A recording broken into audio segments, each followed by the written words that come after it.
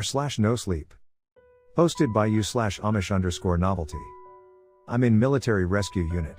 There's a reason we leave survivors behind sometimes. Part 1. They said it was nothing. A routine rescue op at a facility known as the Tantalus site. But that quickly proved untrue. Terribly, horrifically untrue. The report said we'd be flying into the Baghlan province of northern Afghanistan, where rugged mountains cut through a remote and arid wilderness.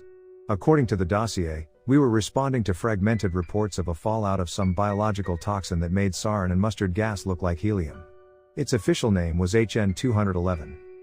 The last contact was a month ago. Whirls of air whipped at my face as I looked down at the dossier. The report flapped in my hand as our chopper tilted over the craggy hills, which were rapidly turning into soaring, snow-touched mountains. The Hindu Kush had been the perfect place for our military to build the testing facility. Incredibly difficult terrain to navigate on land, a tiny population, thousands of valleys and cliffs and caves to conceal themselves in.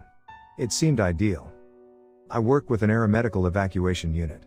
We specialize in getting our wounded out of tight spots and treating life-threatening injuries under the worst conditions. Blood, bile, bullets, brains, bodies, it was fair to say I could hold my own in high-pressure scenarios. But something about this op unnerved me. The photos of the facility we were heading to were 10 years out of date, and they showed nothing more than a giant, steel door cut into the overhang of a steep cliff. I could only wonder at the scale of the photos, the cost of building such a thing somewhere as isolated as this. The few photos showcasing the inside of the facility showed a cavern the size of a gymnasium filled with tables, vehicles, and tents.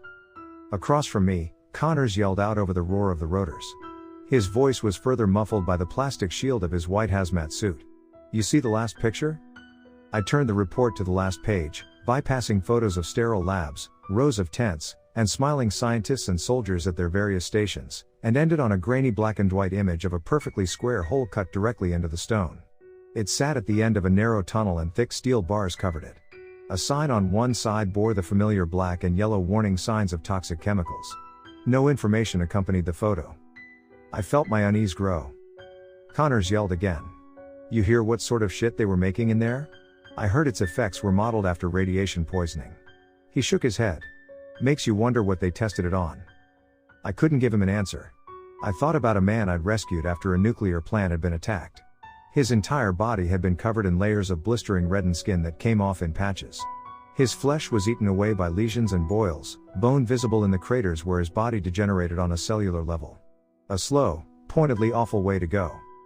Our supervising officer finally ended him with a bullet to the head. Imagining our military developing something like that for warfare twisted my guts. What exactly were we walking into?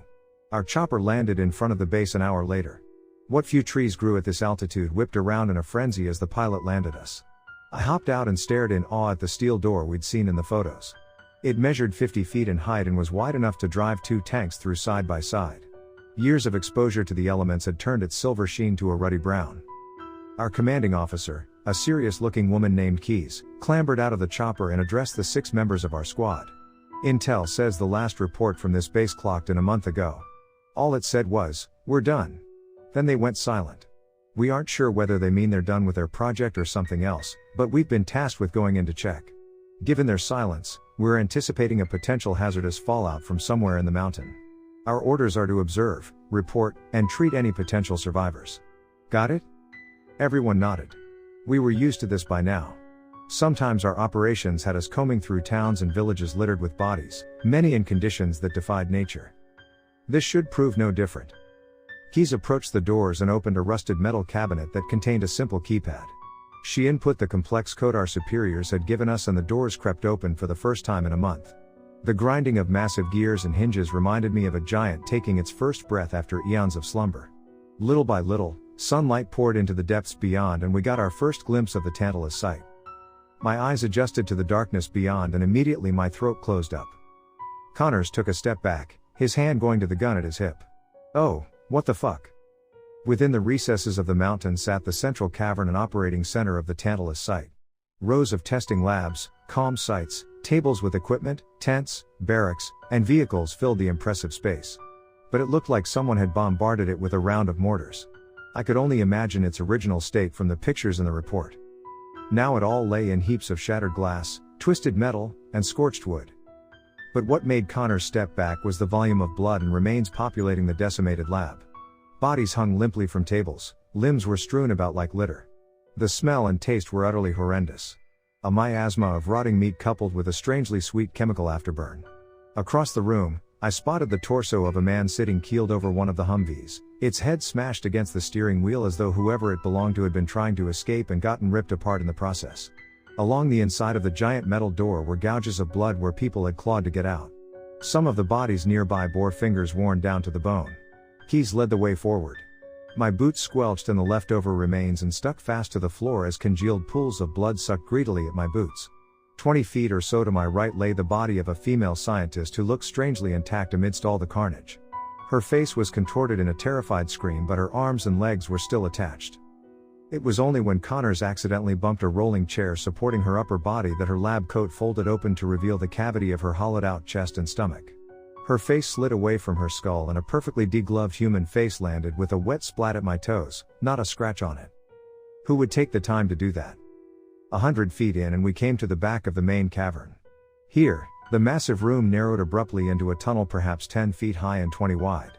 It stretched deeper into the mountain where I knew a natural system of caves resided.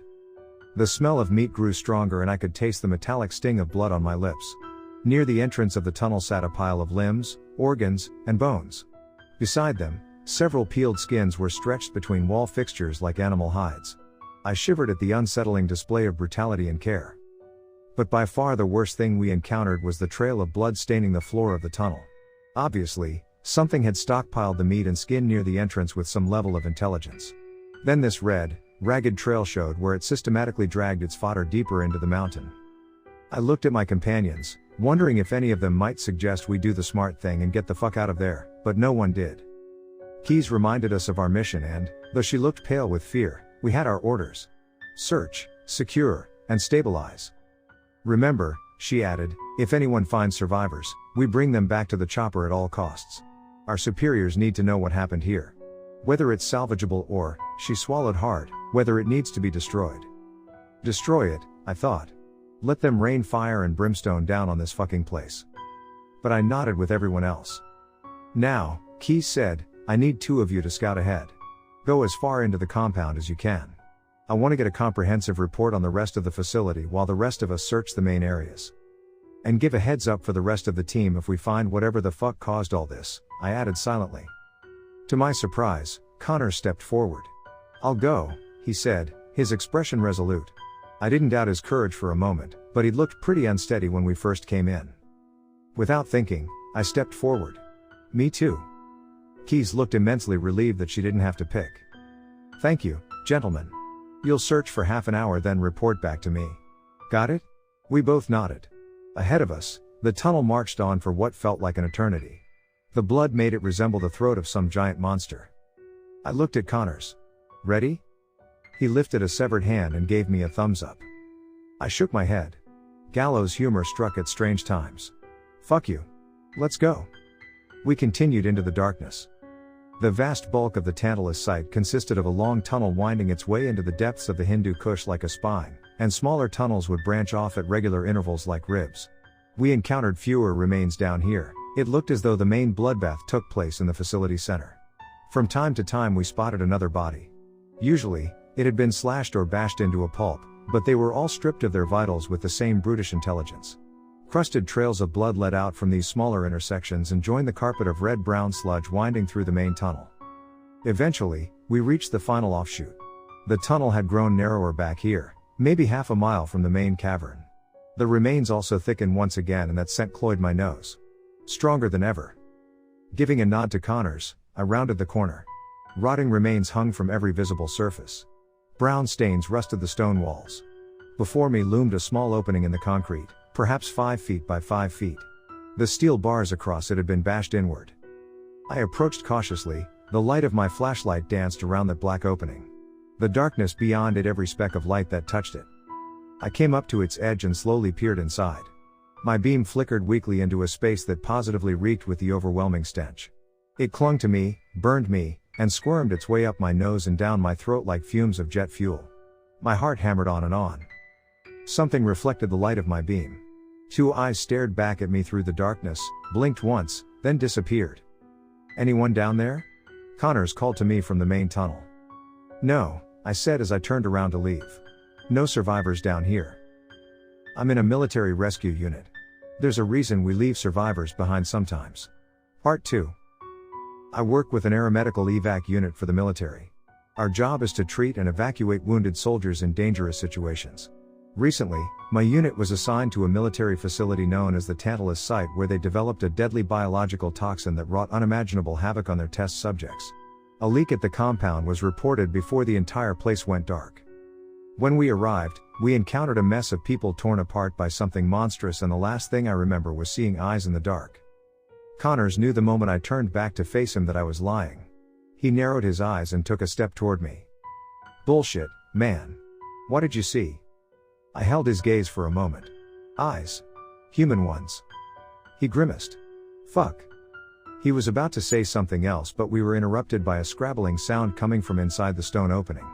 It reminded me oddly of my dog's claws scrambling on our polished wooden floors back home. A dark shape flitted across the opening. "Fuck," Connors repeated, his hand going to his sidearm. "Fuck. We gotta go." The scrabbling grew louder and a chittering, clicking sound echoed out of the hole. A hand, slender jointed and covered in weeping sores, clutched the edge of the opening. "Run," I whispered. Together we took off at a dead sprint. The chittering turned into a feral squeal, like a hog bellowing a threat at a predator. We heard the skittering grow louder, and then the bone-chilling sound of something weighty slapping the concrete floor in rapid succession. Neither of us dared to look back. Connors was 10 feet ahead of me, his boots kicking up flecks of bone and blood in my face. Whatever the fuck was chasing us didn't sound like something on 2 feet. I could hear its limbs hitting the ground in frenzied intervals, like a child running upstairs on all fours. Its chittering cut away for ragged breathing as it loped after us, and that awful smell of rotting meat tainted with a chemical afterburn assaulted my sinuses yet again. We bolted through the tunnel toward the main facility center and were intercepted by Keys and another man named Sheaf 100 feet from the entrance. Sheaf held an M4A1 rifle to his cheek and had the barrel aimed in our direction. "In here, both of you," Keys shouted. She ordered Sheaf to fire the moment we ducked out of the way. The big man pulled the trigger twice, and the shots briefly deafened me in close quarters.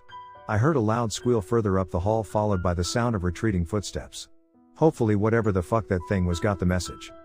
As Keys hustled us further down the hallway, a ringing subsided in my ears. For a ridiculous moment, I worried about potentially getting tinnitus. Then I shook my head. Of all the things to worry about, a ringing in my ear was nothing. It was certainly far better than whatever fate had been suffered by the poor bastard sitting a little further down the hallway. His skull had been shorn off at the mouth and, oddly, his tongue and teeth were missing. I carefully stepped over him and followed Keys through a large metal door which Sheaf quickly shut behind him. I spent a minute regaining control of my heartbeat. Connors did the same. As we slowly recovered, we debriefed Keys on what we'd seen. Connors did most of the talking, though he left out the part where I'd initially lied. After what we just went through, I think he understood on some level why one might feel compelled to deny the existence of that thing. Once I had my heart rate more or less back to normal, I looked around the room we'd been herded into. It was a lab. An unusually clean room for what we'd seen beyond that metal door. It was lined with white tiling and filled with shiny metal tables which held various canisters, tubes, and electronic equipment. While Sheaf sat on a low chair by the door to check his weapon, Keys went over to another table near the back of the room where the rest of our team stood. They were all crowded around something I couldn't make out. As I approached, I briefly nodded to Bronson and Sykes. Bronson was a slim, slightly older man with sandy blonde hair flecked in gray and stubble permanently shadowing his chin. Sykes was a slender woman who came up to my shoulder. Her dark hair was pulled back into a severe bun that accented a young, serious face. The two of them stood beside Larson, the final member of our team. He had a reedy build, fiery red hair, and thick framed glasses. Long, slender hands that reminded me of the ones reaching through that grate carefully worked their way over something on the table. Something I instantly regretted looking at as soon as I joined them. They stood over another man dressed in a lab coat who was laid back on the table.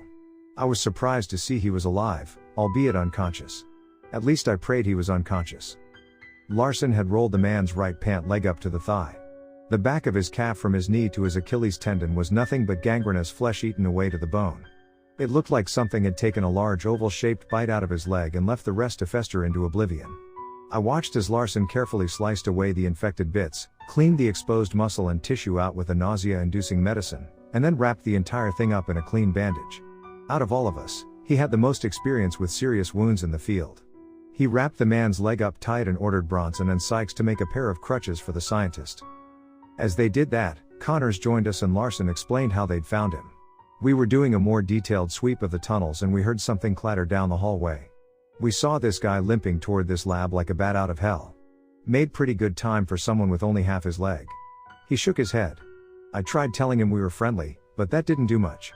He screamed and fought us before we were able to sedate him. Larson leaned back in his chair right as Bronson and Sykes returned with makeshift crutches made from chair legs and lengths of wire. I want to amputate it, Larson continued, but these operating conditions aren't exactly ideal. Sykes eyed us carefully. What happened down at the other end of the tunnel? We heard you guys running and something chittering, then Chief's gun going off. I shook my head. I don't know what it is, but it was fast and nasty. What did it look like? She pressed. We didn't get a good look, but Chief shot at it. We all looked at the big man. His square jaw and crew cut would have made him at home in any combat unit. He simply shrugged. It was human, naked, real skinny. Lots of wounds and cuts all over its body. Didn't see much more than that before I fired. How many of them were there? Bronson asked. Not sure, I said. We only saw the one but. There's no way only one of these things could kill an entire fucking base, Connors finished. We let that little revelation sink in. Suddenly, I wanted very badly to get the fuck out of there. But Keyes wanted more information out of our friend. What exactly happened here? Whether there might be more survivors deeper in the tunnels. I selfishly hoped there weren't. In the meantime, we remained locked behind that door. Apparently, it was sturdy enough to keep our new scientist friend safe. We waited for a little while for the sedative to wear off. It took maybe 20 minutes. When the scientist eventually stirred, Larson had Chief and Connors hold him down so he couldn't hurt himself. The scientist opened his eyes slowly, regarded us, and immediately began thrashing. No. He howled, arching his back against the table and thrashing so hard Chief almost lost his grip. You won't take any more of me, you fucking bastards. Let me go or fucking kill me. Hey! Hey! Hey! Keyes shouted. She grabbed the man by his shoulders and looked him square in the eyes. You're not in any danger, okay? We're part of a medical evac unit. We just found you and fixed your leg up. We're gonna get you out of here, alright? The scientist seemed to calm down a little. He nodded slowly and Chief and Connors relaxed their grip. He tried sitting up and cried out when his leg clipped the table. Larson immediately reached around to support his shoulders while Sykes caught his leg and helped him swing it into a sitting position. I instinctively offered him my canteen, which he accepted gratefully. He drained nearly half of it before taking another breath. Wiping his mouth with a stained sleeve, he handed it back to me. Thanks.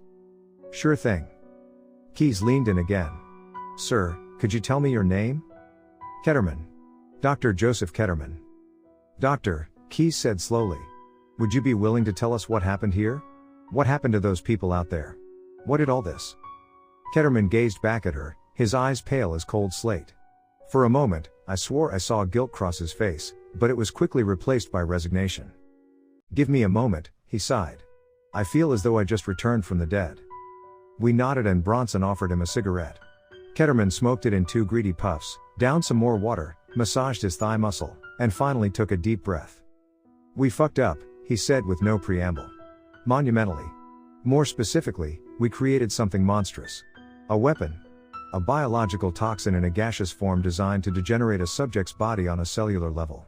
It would lead to massive organ failure, eat through skin and sinew, and break one's body down at its most basic levels. The skin reddens with irritation, then blackens, the immune system fails, and the subject would essentially rot from within like a pumpkin. We meant for it to be an instrument of war. Something so ungodly, so horrific, that it would induce obedience into generations of whoever we were fighting at the time. He swallowed hard.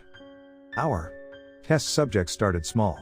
Rodents, felines, canines, that sort of thing. All of them succumbed to the effects in a matter of minutes. We'd cut their bodies open and they'd be filled with tumors. Their bones broke apart like glass and their veins slithered out of the incisions. We knew the gas was effective because our subjects never stopped squealing from the pain. And we administered painkillers, believe me. They had no effect. 6 months of trials showed complete success with our animal subjects, so our commanding officer flew in to review our progress. He was quite proud. When he left Ketterman paused to gulp some more water. He ordered us to begin human trials. We asked where we might get those and he mentioned that we had plenty of prisoners captured in the surrounding areas. We could use them. My insides squirmed at the way Ketterman recounted all of this. So matter of fact. No emotion in his voice. We all watched him with rapt attention, hanging on to his every word.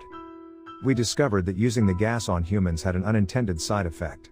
The cellular degeneration eroded their brains and turned them into regressive versions of themselves. They quickly lost the ability to speak, control basic impulses, and recognize one another. But their instincts didn't evolve completely. They retained a primal intelligence, similar to early hominids. They could understand their pain and what they were being used for. Process their bodies slowly shutting down. The worst thing, though, was what they did to compensate for it. We had a pair of prisoners, a mother and son. The son was maybe 17 years old. I don't recall where they came from, but we tested the gas on the two of them together. Their bodies began to break down in minutes, the mother first, then the son. They degenerated quickly and struggled to recognize one another as their skin broke out into monstrous hives. The son was clawing at his abdomen. He managed to rip through his skin and pull his entrails out. They were blackened and calcified. We watched him disembowel himself while his mother tried to help him. She kept trying to cover up his wound with her hands, but it did nothing. Then the son turned on his mother. He attacked her and beat her to death.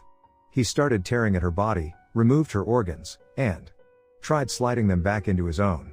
Eventually, he collapsed at the 15-minute mark. I swear we checked his vitals to make sure he was dead before we sent someone in to clean up the bodies. But when our man grabbed the son, he lunged at them and bit him in the neck. Tore his throat clean out.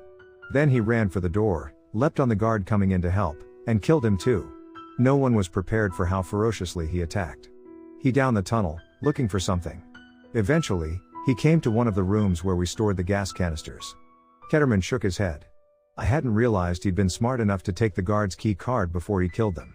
He took some of the canisters out and threw them down the tunnel. More guards were there by this point and they started shooting at him. Bullets met canisters and Ketterman mimicked an explosion with his hands. The gas was dispersed through the main tunnel into the central room. Dozens of innocent men and women choked, convulsed, and collapsed where they stood. I only managed to avoid them because I was locked away in here. Gas couldn't penetrate my lab. But everyone else attacked one another. Ripped each other apart limb from limb. The son was their ringleader. The scariest part was how smart they were. He stopped them from doing too much damage to the bodies. I believe he was trying to harvest their organs to supplement the effects of the gas. Ketterman rubbed his chin. The main door was locked down from within. Manual override in case a leak just like this one transpired. I messed my leg up trying to fix it, but one of those bastards caught hold of me before I could get back in. I've been waiting for your team to come for weeks. And now here we are. I regarded Ketterman in silence. He looked eager to get out of here and I couldn't blame him. Keyes said, "Are you positive there were no other survivors?" "Just me," Ketterman said. "Good." Keyes drew her pistol, leveled it at Ketterman's head, and shot him. Everyone jumped back. A spray of blood erupted from the back of the scientist's skull as he flopped back on the table. "Jesus fuck," Connors yelled, holding his hands over his ears. "What the fuck are you doing?" I rubbed my ears. The tinnitus clanged against my eardrums like a train whistle. Keyes calmly slid her pistol back into its holster. "You think I'm gonna let an evil motherfucker like that back into the world?" "I thought we were meant to be a passive rescue force," Larson muttered. He eyed his handiwork, which now meant nothing. "There's nothing passive about this, Larson." Keyes laid a hand on his shoulder. "Look, I'm not sure who's in charge of this place, but judging by what Mengele Jr. just told us, it created something worse than we could ever imagine. We're getting the fuck out of here and bringing this place down behind us. Got it?"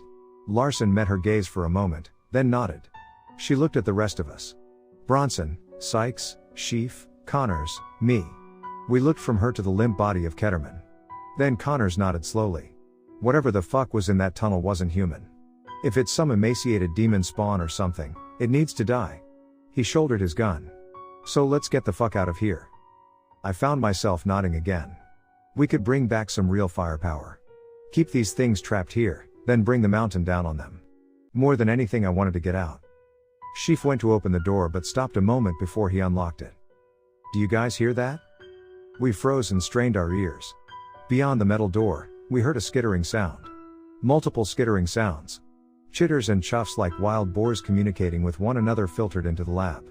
We listened as the creatures scooted into the facility center and realized what they were doing a moment before it happened. My heart pulsed as the grinding of the doors closing rumbled the mountain. The creatures knew how to shut the door.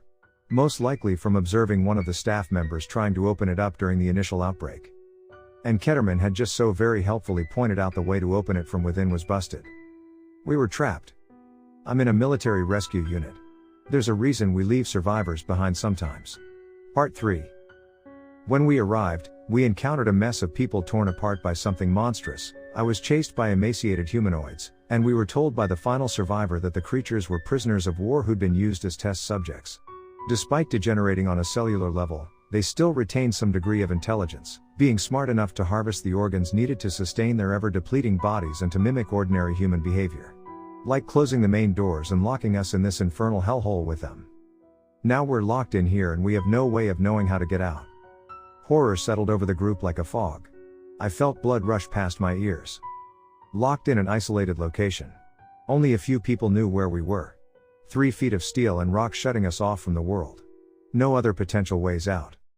And a pack of intelligent, feral humanoids painfully aware of our presence here. Well, what do we do now? Bronson asked softly. Everyone started sharing their opinions all at once. Fight, call for help, bed down. The usual. Keys eventually got control of things. Her cropped blonde hair gleamed dirtily in the flickering light of the lab. The slow drip of Ketterman's brains oozing onto the floor punctuated the silence. Let's go over what we know and take it from there, she said. Now Ketterman told us he was injured trying to fix the controls that open the door, which means that not only is there a way to open the fucking things from inside, but they're close enough to this lab for an injured middle-aged man to stagger back to with those things on his heels. Beyond that, we know these creatures can be hurt. The one chief shot at retreated immediately. We also know we can still get a comm signal out, weakened or not, because Dr. Fuckface was patching through requests for help to us. She pointed toward the door. I say we go out there quietly, weapons primed, and head for the control center. We'll find the door controls and have a team work on fixing that while another 2 work on comms. The rest will provide cover. Any questions? No one said a word. Good. Sheaf, Sykes, you 2 will work on the door. Larson and I will work on the comms. She nodded to Bronson, Connors, and myself. You 3 will stand guard. She had Sheaf hand his rifle over to me. Not everyone in our unit came armed to the gills. We had 3 rifles between us, the rest had pistols, and all of us carried standard army knives. This was the first time I ever regretted not having a heavier duty gun. Sheaf's M4A1 felt heavy in my hands, but the weight was reassuring. I checked to ensure a round was already chambered and the safety on before doing the same with my pistol. I also loosened my knife in its scabbard. You could never be too careful. Also, no firing indiscriminately, Keys mentioned. 2 round taps only. Oh, and try to keep in mind that we're in a place where almost every surface is stone, metal, or concrete. So physics is not our friend. Be mindful of ricochets. Another obstacle to add to our growing list. Together, we waited and listened. We could hear the creatures skittering around the compound, squealing and clicking at one another. I began to realize the sounds were less random than they seemed. A form of communication these things created to replace their voices. Did the gas rot their vocal cords away too? It seemed likely. For some reason that saddened me more than scared me. Unwilling human experiments suffering a dark hell in the bowels of some remote mountain facility. Their bodies shutting down on them like cancerous tumors. No one deserved that. I shook my head and returned to the present. Beyond the door, we heard the creatures recede into the darkness back to their lair. Keys made us wait for 15 minutes to pass in perfect silence before she cracked open the door and had Connor stalk forward a pace or 2 with his gun. I came right after him, then the others with their pistols drawn and Bronson in the back to cover our tail. Remember, Keys ordered softly, as quiet as possible. As one, we crept out into the main tunnel, guns bristling in both directions, and made our way toward the center. Immediately, I could feel a difference in the air. A staleness that came with a lack of airflow through the mountain. The smells of human remains and chemically tainted flesh were more prevalent. I squeezed the hand grip on Sheaf's weapon so tight it whitened my knuckles. Double taps to preserve ammo, Keys had said. The cool metal of the rifle rubbed against my cheek as I imagined firing at one of those things. As we trekked toward the front, I gently nudged Sheaf. How hard was it to hit that thing? I asked softly. Hard, the larger man replied. It was fast and agile and ugly as a motherfucker. But it ain't invincible. I nodded.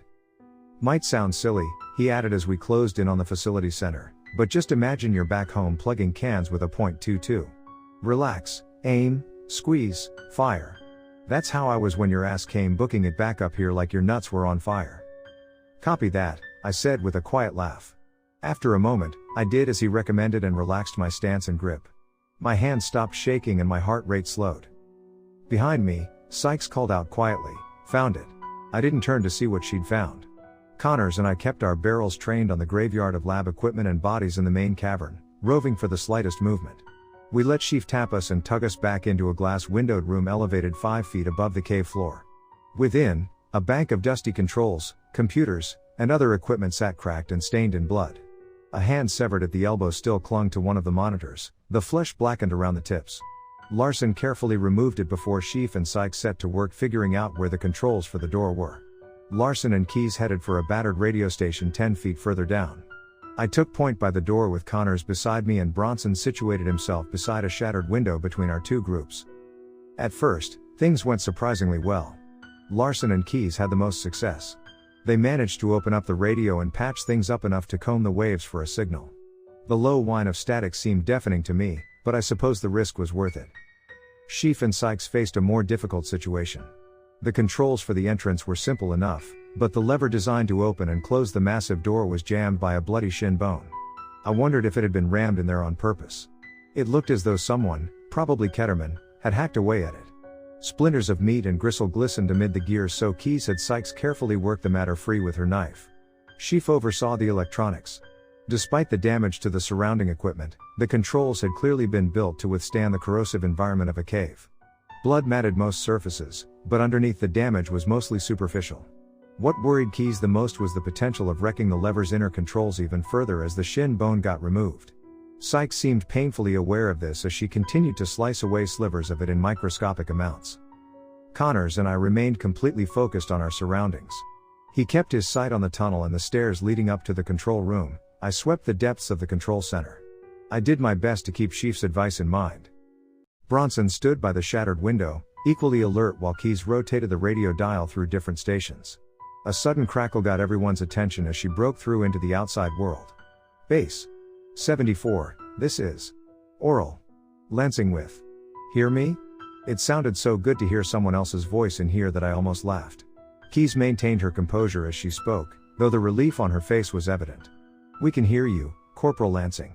This is Captain Keyes Jameson with the 112th Aeromedical Unit out of Camp Hartwell Marine Base. We were tasked with securing the Tantalus site. Coordinates are 33 point.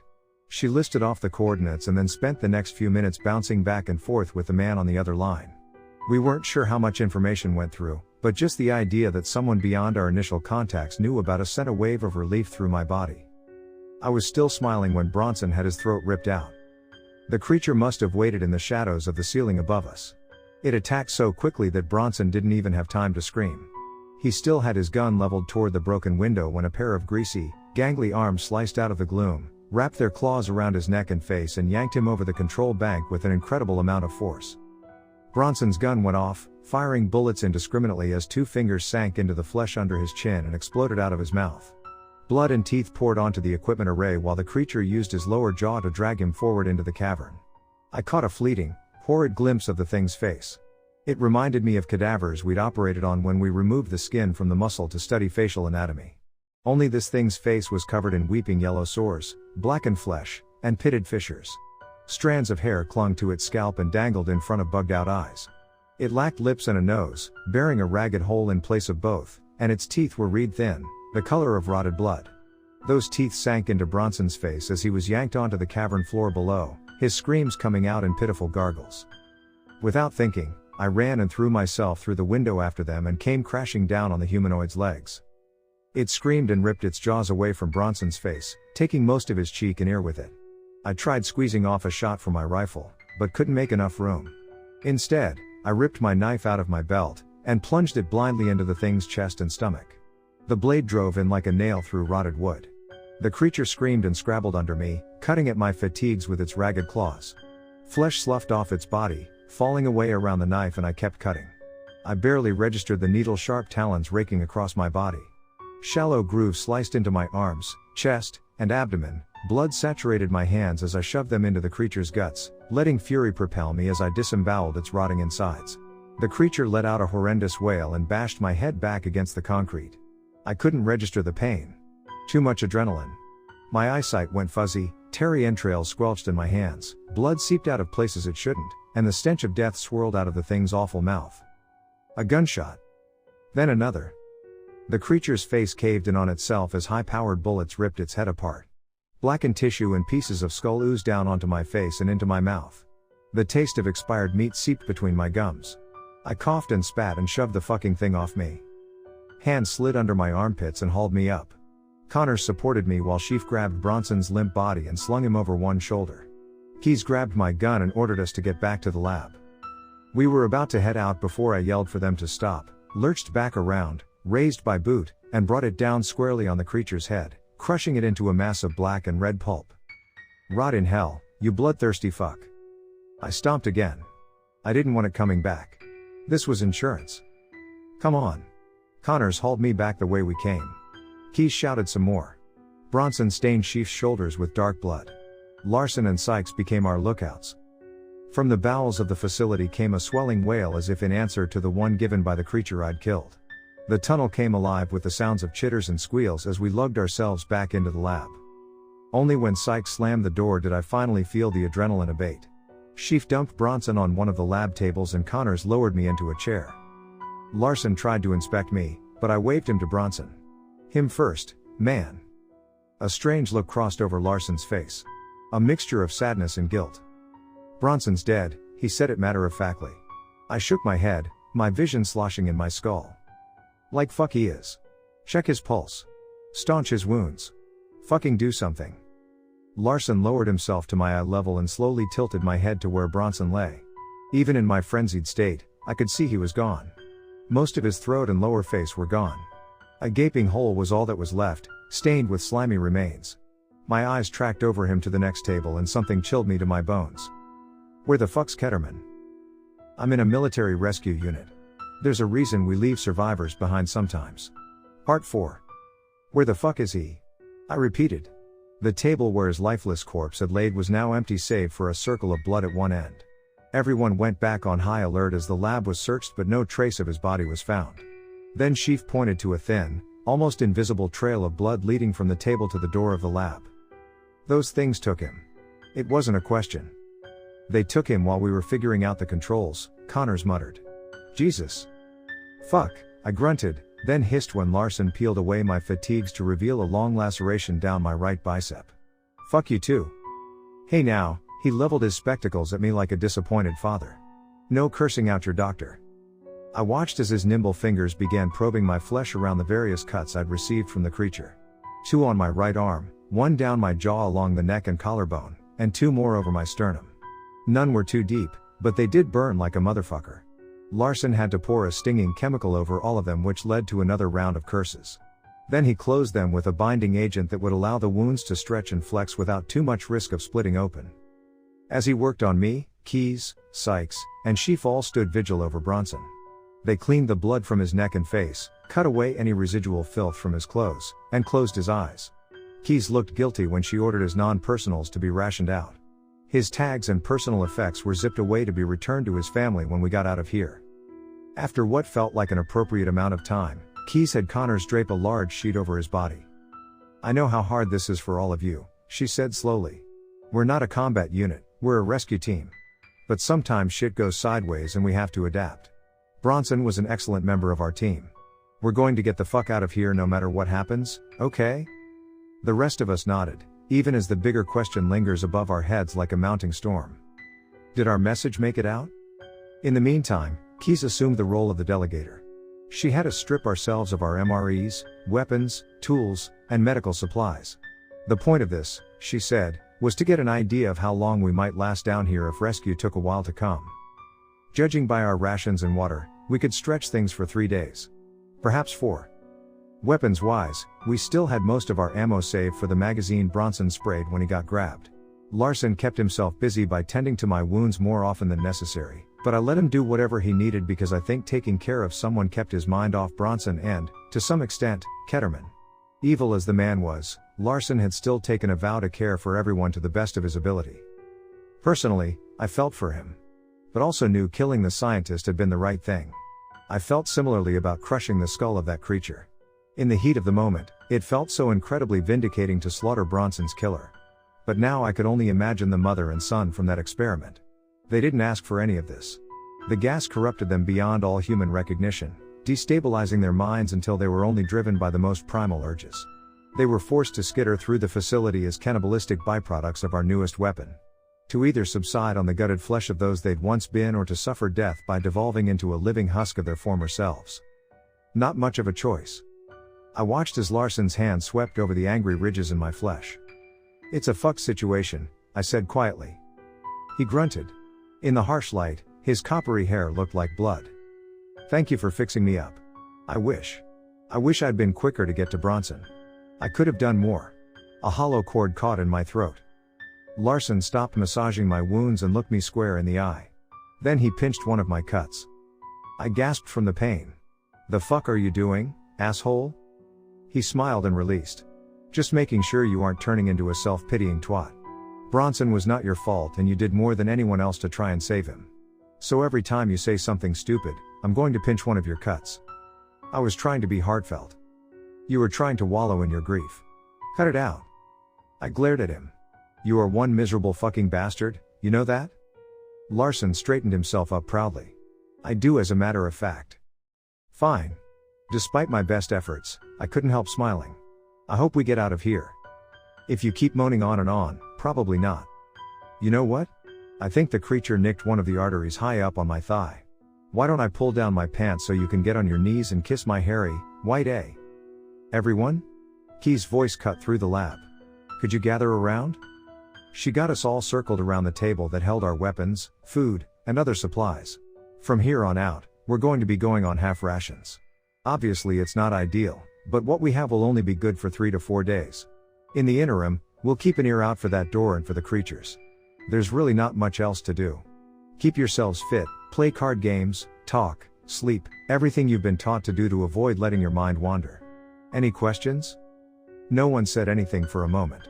Then Sykes raised her hand. "What happens if we hit the 3 to 4 day mark and no one's come?" Keys lifted one of the pistols lying on the table. "Then we armor up and raid the canteen." The next several days proved difficult, to put it mildly. With no natural light to mark the passage of time, we depended mostly on our watches and internal clocks. But adrenaline, fear, and the admittedly unpleasant aroma of Bronson's corpse beginning to rot made it hard. We employed every trick in the book to alleviate our boredom. Slept, played cards, tried mind games, discussed our pasts and plans for the future, taught one another knife tricks, and exchanged advice about working in the field. My wounds closed nicely, the flesh beginning to bind into neat lines. There would always be scars, but Larson said there were no signs of infection. But in the end, no one could ignore the edge of anxiety creeping into the lab, weaving its way into every conversation, game, and thought we attempted to distract ourselves with. We were trapped somewhere cold, dangerous, and remote. Creatures stronger than us prowled the darkness, waiting us out. The days ticked by on my watch, slow as molasses and far too quickly at the same time. Our rations dwindled and thinned, we lost valuable weight, and Keys finally called it on the morning of the 4th day. "We haven't heard anything," she said. "I'm not going to draw this out with some grandiose speech. This is survival and those things out there can get fucked. We need food and water." She pointed at Larson and me to come with her. Sheaf, Connors, and Sykes would stay back to watch over Bronson's body and to also ensure none of the creatures snuck in for another ambush. No one argued. This time I armed myself with my pistol and knife and left the rifles to Larson and Keys. I figured they'd serve me better in close quarters given how fast those bastards were. We took a moment to gear up. Then, after giving the others a brief nod, we slid back out into the sprawling tunnels of the Tantalus site. I kept my ears pricked and my pistol in front of me. Keys and Larson took point and rear. I came up the middle. Crusted blood and dried entrails crunched softly underfoot as we entered the murky gloom of the devastated center. I tried not to look at the blood staining the window of the calm station. Keys led the way to the canteen, which sat 30 feet from the tunnel entrance. She ducked into a long tent lined with low wooden benches. A metal table near the front marked where food would be served, and she immediately swept around it toward the kitchen in the back. Within the confines of the tent, Keys risked a little light to illuminate the tiny area. "Jackpot," she whispered as her beam fell upon shelf after shelf of non-perishable goods, cans, dried meats, sacks of sugar and flour, powdered milk. She grinned at us. "We'll fill our packs with as much as we can carry, then hightail it back, got it?" We all nodded. Keys was reaching up to grab a can when she looked over my shoulder and went pale. "Down." The word was a rushed whisper as she grabbed me and Larson and yanked us to the ground. We all went prone in the shadows of the serving tables. The scent of putrid, rotting meat invaded my nose and all the hairs stiffened along my neck. One of the humanoids appeared at the entrance of the canteen. Its withered body glistened wetly in the dim light. The thing was swiveling its head around from side to side, teeth chattering as it searched. Flecks of mucus bubbled from the pits around its nose as it tested the air. I realized then that these things were blind. What tactical advantages that afforded me at the moment I didn't know. I could only focus on the way the thing crawled and swayed around like a giant spider, sensing its surroundings and clutching the table beneath it with impossibly long fingers. It remained crouched where it was for a minute. My gaze drifted down to Larson, who stared back at me, full of dread. He held my gaze for a long moment, then looked down at something beneath us. I looked down and my heart skipped. One of the cans we'd stuffed in our packs teetered precariously, threatening to drop onto the ground. I slowly reached down, moving as carefully as I could manage. The can trembled and the creature leapt from the table to the ground mere feet from us. Its feet dug into the stone floor. Gooey tar-like saliva slipped from its mouth and landed inches from Larson's face. He flinched and the can tumbled onto the floor with a clang. The creature squealed with rage and lunged at him. I raised my pistol and fired. My first bullet caught it square in the jaw, splintering its teeth like rotted planks. The second came a moment later and struck it in the neck, where a fountain of thick blood oozed out. But the monster still managed to land a powerful swipe that dug deep into Larson's shoulders and sliced down his spine. The man screamed while Keys scrambled to her feet and fired more shots at the creature until it went down in a jerking heap. Larson bucked and gargled blood, but we had no time to help him as 3 more humanoids crashed their way through the roof of the canteen tent and launched themselves at us. 1 went for Keys, 2 at me and Larson. Just my fucking luck. I fired indiscriminately at the closest one, cutting through its slimy organs with satisfying thwacks. 1 shattered its shoulder blade and it spun off balance, but it still landed a brutal swipe to my side. Fortunately, it only caught me with its forearm rather than its claws, or else my guts would have been splashing over a still bucking Larson. The other creature came at me full force and rammed its spindly shoulder square into my sternum, launching me across the kitchen into the wall of food. I groaned and slid to the floor as cans rained down around me. Keys screamed bloody murder as she tore at her attacker with her knife. She raked her blade over its skull, throat, and back like a deranged leopard, opening up deep, seeping gashes everywhere. I almost felt sorry for the creature until I saw it hiss and sink its claws into her shoulder, puncturing her upper arm. She called it a cave-dwelling rock fucker and stuck her knife into its ear, all the way up to the hilt. The humanoid released her just in time for me to refocus on the one who'd rammed me into the pantry. It approached slowly and sniffed around. I realized the clanging of the cans had obscured my specific whereabouts. It took another step forward and found Larson. In a flash, it had its claws in his back, peeling his uniform and flesh away to reveal the stark nakedness of his muscles and ribs. Larson screamed again and the creature bared its teeth, giving me time to palm a can of Chef Boyardee and hurl it with as much force as I could muster. Clang! Metal on bone rang through the tent. A large gouge opened in the creature's face, its nose and teeth pulping into a mash of slimy tissue. The creature wailed and stumbled back, clutching its face. I rose and hurled another can at it. Then another and another. Each one punched into its emaciated body like meteors stabbing into a new planet. They tore craters in its guts, face, and chest. I took one final bloodied can and brought it crashing down on the thing's head, parting its brains with a sickening squelch. The thing flopped on the ground and lay silent. Wheeling around, I caught a quick glimpse of the one Keys had stabbed through the ear, making swipes at her. She grabbed its ear and the hilt of her knife and rammed her knee into the point of its chin. Its face exploded like a rotting pumpkin. We stared panting at each other, caught in the overwhelming fervor of the brief, but bloody battle. A dark shape moved in the corner of my eye and I whirled around to see the one I'd shot lunging toward me, injured but still very much alive. Walk! Larson's knife punched into its neck in a perfectly timed throw. He swooned from his position on his knees. The creature collapsed wailing on the ground where it thrashed until Key's boot found its head. As she ensured the others were all well and truly dead, I knelt over Larson to look at his wounds. It was painfully evident he wouldn't be making it, but he didn't need to know.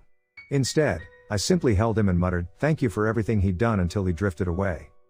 Eventually, Keys put her hand on my shoulder and began to say something, but a scream ripped through the cavern from the direction of the lab. A heartbeat later, we were sprinting down the tunnel. We heard footsteps coming toward us from the direction of the creature's lair and raised our guns, but it was only Connor's. He looked wild. Part of his scalp hung bleeding against the side of his face and his fatigues were stained in blood and slime. I was relieved that he wasn't seriously injured, but the expression on his face stopped me cold. "Sykes," he panted. "They dragged Sykes into that fucking hole." "Fuck. Where's Sheaf?" Keys demanded, trying to get things in order as best she could. The question might have seemed callous, but it was the only way we could figure things out without wasting time. Connors managed to grow even paler. I don't know, man. He's in a bad way." Without another word, he led us to the lab where Sheaf sat at one of the tables. At first, I thought he was dead. His barrel-shaped chest had been bisected diagonally by a creature and his gut spilled out into his lap. A giant purpling bruise colored the flesh around his temple and his body was lacerated with deep, agonizing lacerations. Around his feet lay the pulverized remains of at least 3 more creatures. Then he sucked a breath in through his nose and lifted his head toward us. I could see his lungs expand and contract through his ragged fatigues. "Keys." His voice was nothing more than a whisper. Keys knelt beside him. She didn't bother with bandages or reassurances. He was gone and she saved his last moments for his final words. As he passed her his personal things, Connors told me what had happened in brief shaky breaths. A couple of minutes after we were ambushed out in the canteen, someone started pounding on the door to the lab. There were cries to be let in and Sykes thought it had to be one of us since the creatures couldn't talk. But when she opened the door she found Ketterman. He was this thing, man. Naked like the others, but not as rotten. His face was peeled off and he was laughing. Things were wriggling in his skin. He had this awful smirk when Sykes opened the door and smacked her aside. Another one of those fuckers knocked the shit out of me and I was out for like a minute. When I woke back up, 3 of these things were dead, Sykes wrestling with the other one, and Sheaf was fighting with that Ketterman thing. He shook his head. Then Ketterman swiped his hand across Sheaf's chest and opened him up from hip to shoulder like it was nothing. He grabbed Sykes by the hair and dragged her out of here. I tried to run after them, but one of those fucks tackled me and gave him enough time to take her back in that fucking place. Connors was close to hyperventilating at this point. I pulled him into a bear hug. "Larson's gone too." "Fuck. Yeah." We let go of each other just as Sheaf released a sigh. He tilted to one side and slumped across the bench. Keys added his possessions to Larson's. Her jaw was set in a hard line, and the muscles along her neck flexed with fury. Lifting Sheaf's rifle in her hands, she looked back at us. "I'm going after Sykes." We both nodded without hesitation. We didn't know if rescue would come or not. Just that we might be able to rescue our friend and grind Ketterman into a bloody pulp. That was enough. When we arrived at the hole at the end of the tunnel, I no longer found it terrifying. The rusted bars bent inward like jagged teeth, exhaling a rotting stench that I didn't even register anymore. Flicking on our flashlights and headlamps, Keys stepped into the darkness first. Then Connors. Then me. Darkness consumed us as we slid into the den of monsters. I'm in a military rescue unit. There's a reason we leave survivors behind sometimes. Part 5, Final. After locking us in with them, we tried to access the radio and door controls. We were able to get our location out, but have no idea if help is coming. We weren't able to get the door working as a shin bone had been jammed into the lever controls and Bronson was attacked before Sykes could get all of it out. Bronson was killed in the attack and I managed to kill the creature as a result. When we got back to the lab, we discovered Ketterman had also disappeared. With no other options, we hunkered down for a few days until our food ran out. Keys, Larson, and I headed into the canteen to get food where we were ambushed by more creatures. They were able to kill Larson. As soon as we killed the last one, we heard screams from the lab where we discovered Sheaf was dead, Connors battered but alive, and Sykes had been taken by a deranged and mutated Ketterman. We've decided to go after Sykes and hunt the other bastards down or die trying. Stepping into the nest was like stepping into the throat of a giant, dormant monster. The air was hot with meat-tainted breath. I turned my light through the engulfing gloom of the cavern. I couldn't see anything move, but skittering sounds echoed off the walls. We kept ourselves tightly packed near the center of the cave. Behind us, the grate glowed like a doorway to another dimension. It shrank with each step we took. "Sykes?" Connors whispered over the metal of his rifle. Keys nudged him and shook her head. I understood what she was thinking. We needed to find her silently. Moving as one, we crept toward the rear of a cavern easily the size of the one at the front of the facility. My light revealed strange structures tucked up against the walls. We drew closer and my throat filled with bile. They were small lean-tos, simple shelters normally made from stretched canvas and wooden supports. But these huts had been bound with bone gut for the supports and flayed human skin for the canvas. All different shades, crusted with blood, sliced and broken in some places. I was almost grateful when I heard Sykes moan from somewhere deeper in the cavern. Beside me, I could feel Connors tensing, ready to run for her, but I caught him this time. Ketterman, I mouthed silently. We already knew he could vocalize human sounds. What was to stop him from mimicking Sykes' groaning to bait us into a trap? Forward together, Keys whispered. It was a good plan. We covered our angles well and our lights gave us at least 20 feet of visibility. Then Ketterman started taunting us. Yo-oh, let me take her, Kuan no oars, he sang. Well, sang wasn't exactly the right word. It was more of a hiss punctuated by wet giggles. Like someone fighting for air. She begged and screamed. Maybe I should just slice her open, no oh ow. Sykes gave a choking gasp of pain. I gripped Connor's arm iron tight. We couldn't lose him right now. I'm gonna kill him. Connors growled through his teeth. Keys. Ketterman's voice pierced my ears again. So many dead. Sykes will be soon. You failed. Failed. Like Connors, Keys stiffened but held strong. We could hear Sykes' labored breathing from somewhere beyond our lights. The cavern grew narrower toward the rear. For a flicker of a moment, I thought I detected something moving in the shadows. My name rasped out of Ketterman's throat. Larson fixed you, he sang. Hailed you. And you let him die in the dark. Cut open like a 5-5. It was my turn to tremble. Ketterman's words cut me to the bone. Something about his voice dredged up my worst memories. My guiltiest fears. I wanted to rush at him through the darkness and bash his brains in. A hand slithered under my arm and squeezed my bicep. Connors held my gaze and nodded toward the darkest part of the cavern. I squinted. Someone was there. A tall, gangly figure standing over another kneeling one. Sykes screamed. Connors rushed at him. Keys and I followed, not even bothering to shout. We came upon a horrific scene. Ketterman stood in front of another skin hut with Sykes' skull clasped in his inhumanly long claws. His fingertips burrowed into her temple and lines of blood leaked down the side of her face like melting candle wax. His tallowed flesh looked almost transparent, rotting organs pressed against the sides of his abdomen, oozing blackened blood as they struggled to function. Sores the size of my hand crusted his face, neck, chest, and torso. Malice burned in his lidless eyes, which were pointed straight at Keys. His lips peeled back in a cruel smile as he sank his claws deeper into Sykes' skull. She cried out again. Connors lifted his gun, but Keys stopped him. On either side of Ketterman lurked more creatures. They tilted their heads as they tried to pinpoint where we stood. Ah, Keys, Ketterman rasped. The one responsible for my personal hell. Do you know what these things did to me when they took me from the lab? He slid his long fingers around the neat bullet hole in his forehead. Then he pushed inside it, withdrew a sliver of brain matter pulped with maggots, and ate it. Sykes looked glassy-eyed as she hung from his grasping hand. They cut me open, he hissed. Packed my innards with the organs of my colleagues. He trailed a finger down the side of his face. Then they sprayed me with that infernal fucking gas. I cannot tell you how incredible the pain was. My body felt like it was liquefying in acid, slowly eating away but never dissolving. Burning for eternity, he spat tar-colored bile on the ground. Keys tilted her head ever so slightly. It's no more than you deserve, she said, you fucking monster. Ketterman bared his disgusting teeth. Very well. He lifted his hand up to slice Sykes open, but Connors charged at him. One of the creatures leapt on him, sinking its teeth into the nape of his neck and tearing out a bloody chunk of flesh. Connors collapsed, Keys and I yelled, and Ketterman laughed up to the moment Sykes rammed a sharpened femur into his ragged groin. Hell unleashed itself. Sheaf's words came back to me as two creatures launched themselves my way.